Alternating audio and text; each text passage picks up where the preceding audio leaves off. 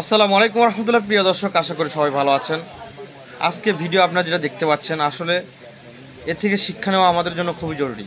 আমরা জানি গত 5ই আগস্ট আমাদের এই বাংলাদেশকে নতুনভাবে সংস্করণ করার লক্ষ্যে ছাত্র ভাইয়েরা এটাকে আবার বিজয় করেছে।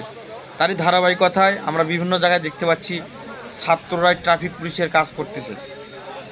সেই লক্ষ্যে এই যে এই পিচ্চিটা সম্ভবত মাদ্রাসা ছাত্র, এর একটু কথা আগে শুনুন আগে, তারপর আমি কথা বলছি। মেইনটেইন করতেছে যে টুরিস্টগুলি যে রোডের মধ্যে আসছে এগুলি জাম লাগবে না, মেইন রোডের মধ্যে এগুলি তো নিষেধ। হ্যাঁ, বেআইনি তো যে ওর একটু বাধা দাও। হলুদ দাগের উপরে উঠে পড়ছে। ওর আটকা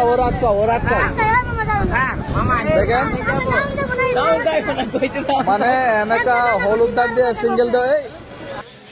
প্রিয় দর্শক, শুনলেন এই ছোট্ট বাচ্চার বক্তব্য। আসলে এই ছোটোতেই এই এত বড় একটা দায়িত্ব যে এভাবে পালন করছে, দেখেন আপনি গাড়িগুলো কিভাবে সুন্দর করে এই হলুদ দাগের উপর দাঁড়িয়ে দিচ্ছে, হলুদ দাগ পার হতে দিচ্ছে না। দায়িত্ব।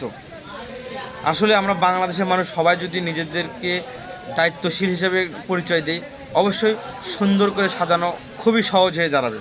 তাই আসুন আমরা এই ছোট বাচ্চা, এই ছোট শিশুর থেকে শিক্ষা নিয়ে আমরা সকলেই নিজ নিজ জায়গা থেকে দায়িত্বশীল হয়ে এই বাংলাদেশকে আবার নতুনভাবে সুন্দর করে ইসলামিক আইন কানুন মেনে চলার জন্য আল্লাহ আমাদের তৌফিক ইনায়েত করুন।